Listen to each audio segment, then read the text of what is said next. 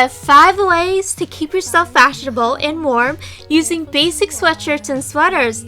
Loving the sweatshirt trend, so I made ones with jewelry embellishments, leather, well, faux leather, lace, mixed with print, and even sequins. Another way you can actually bedazzle your shirts is checking out Han's channel. She uses studs, and this is her first DIY ever, so send her some love on her channel. I love her to pieces. She's awesome, and let's get started. So you're going to insert cardboard or a poster paper inside of all of your shirts, because you might accidentally glue the back of your shirt or something.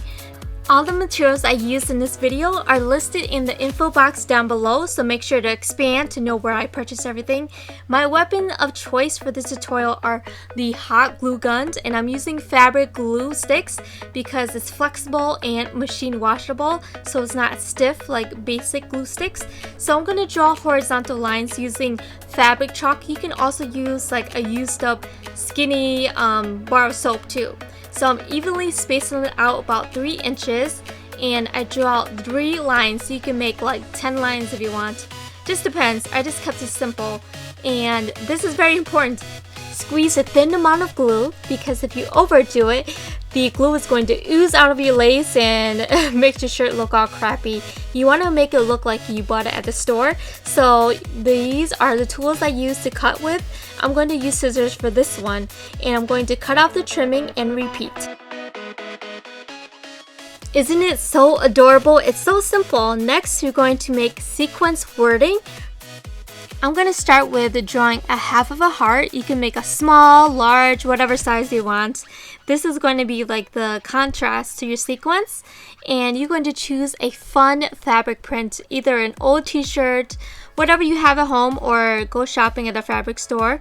I picked out the floral print. I'm using iron-on adhesive. This will help bond to my sweater. And make sure that the iron-on adhesive is facing the backing of the fabric prints that you're going to be using.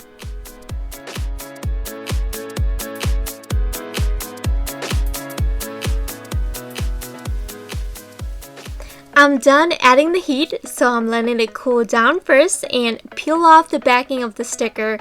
You should have this like thick glossy coating to the back of your fabric.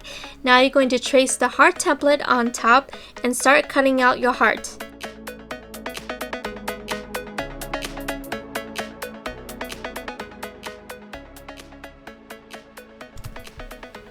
Okay, so I'm done with the heart, and to add the sequence wording, I'm going to start off with the letter L.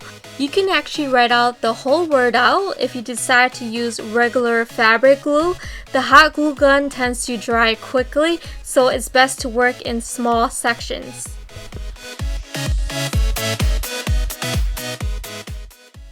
Okay, so I have some leftover pom-pom trimming and decided to use it on my shirt too.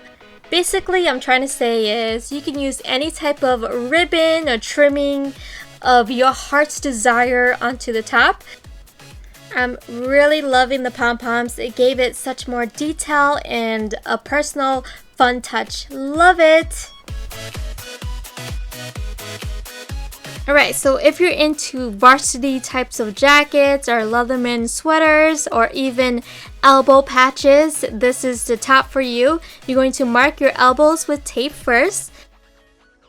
To make my cat elbow patch, I'm using a circle bowl. You can use any type of like circular type of container that you can find.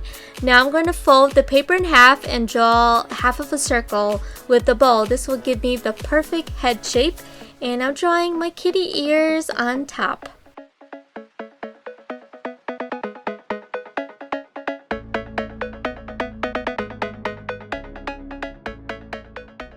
From the fabric store, I picked up some dark brown vinyl fabric and iron on my adhesive, but make sure to not overheat your iron because vinyl can melt. And I'm gonna draw 2 kitty heads. After I did that, I cut it all out and we'll have 2 perfect kitty patches.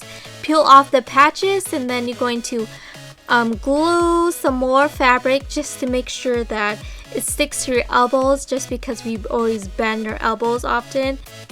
Okay, so I'm laying a cotton fabric on top before I iron on a medium setting to avoid the vinyl fabric from melting. For the Leatherman style, I just printed out the letter L from Microsoft Word, made it as huge as possible, and using an X-Acto knife, I'm gonna cut out my letter, but you can also use a pair of scissors, whatever your choice is.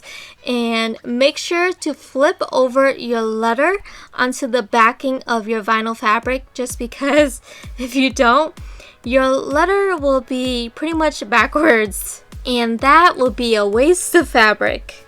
I placed my L in the center of my shirt with fabric glue, and that's it. It was under 15 minutes. For this next step, it takes about 20 minutes because we have to kind of estimate how much fabric we're going to need. By using tracing paper, I'm using wax paper that you would use to bake your cookies with. And with the wax paper, this will help prevent your fabric from slipping and sliding while you're tracing the outline of your front shirt. Make sure the wax is facing the fabric and use the iron to melt in the wax. This will adhere to the shirt and make your life so much easier than using pins. Now trace your outline with a pen and cut it out.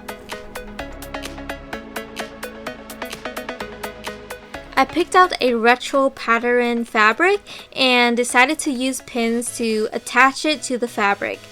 Once I attached it all completely, making sure nothing is moving all in different directions, I'm going to cut it about over an inch around the tracing paper.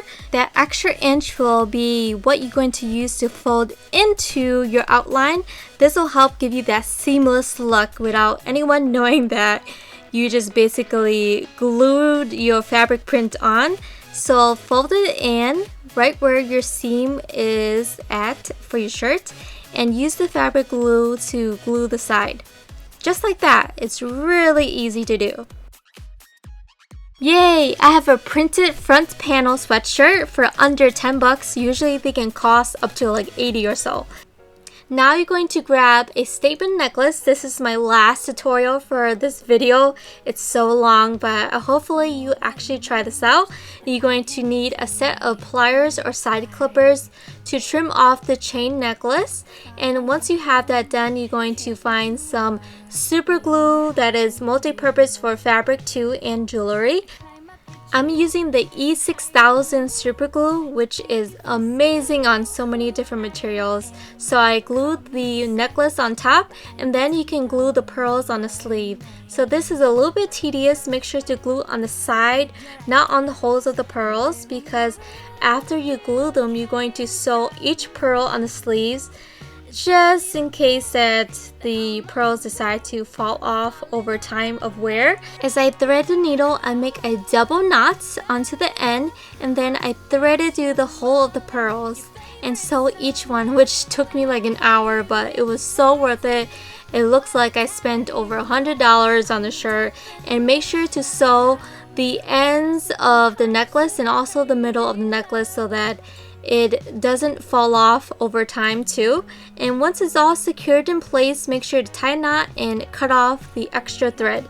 I hope you guys are inspired, and make sure to send me any of these pics if you decide to do it with hashtag BeautySplurge. I love you guys. Enjoy!